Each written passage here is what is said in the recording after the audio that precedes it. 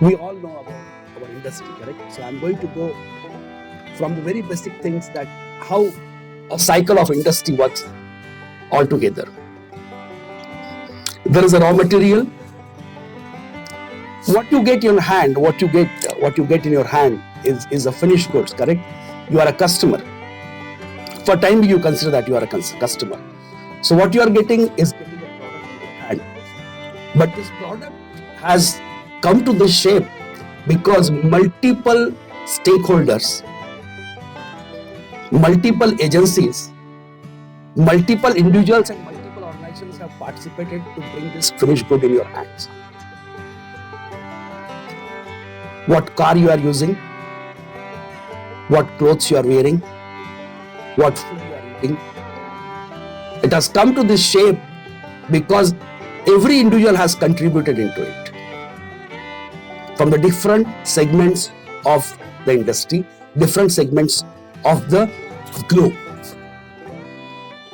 Because in the world of globalization, there is nothing specific to a state, nothing specific to a country. It's a global phenomenon.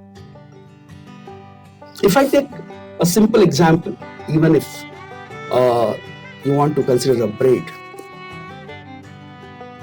farmer is growing the wheat, correct? So you can see the number one on the screen, raw material, farmer. The agent, the stakeholder is farmer. He's giving the wheat. There are some suppliers who are collecting from these farmers the wheat, correct? They are collecting it. They are grading it. Okay, quality grading, size grading, product grading.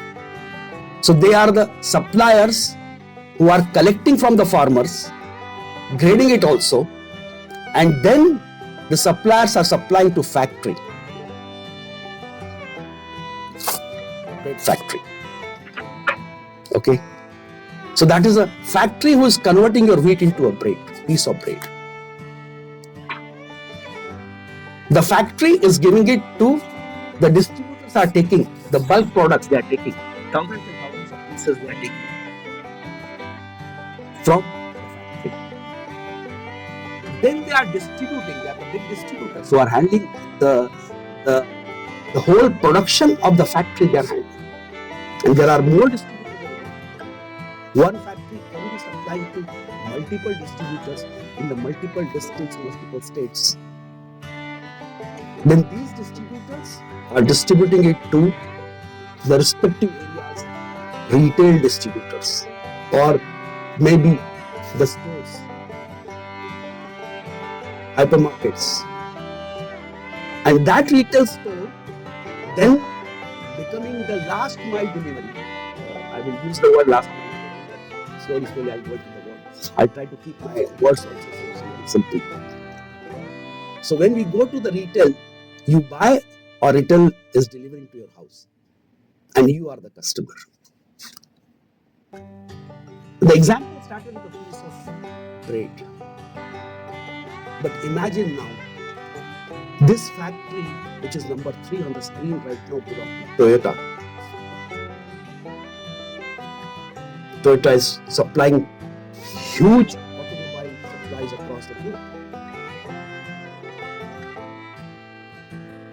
And in that case, what happens? The raw material supplier, steel, iron, rubber, electronic components, that is.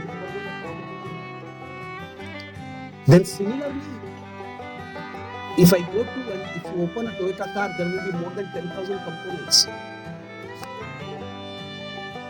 So the number 2 becomes the component supplier, which is called ancillaries for the Toyota factory at number 3. So Toyota is handling maybe 1,000, 2,000 plus suppliers who are making, somebody is making tire for Toyota, somebody is doing a nut bolt for Toyota, somebody is making the wire for Toyota, somebody is making the glass for Toyota. There are multiple suppliers to make that car, one car. Then the car is assembled, car is tested. Now this Toyota cars are exported within Japan and across the globe. So they are the distributors sitting in different countries and different states. Number 4. And then it comes to retail showrooms, and from where the customer is buying the car. Number 6. The point which I'm going to explain, what I'm trying to make a point here is, you take a braid or you take a car or you take an aeroplane. The cycle moves on same. The steps are same. That means you cannot ignore these steps while getting a finished goods in your hand. So that's why these are the basic components of any product life cycle, any service life cycle. We move on to the next slide from this.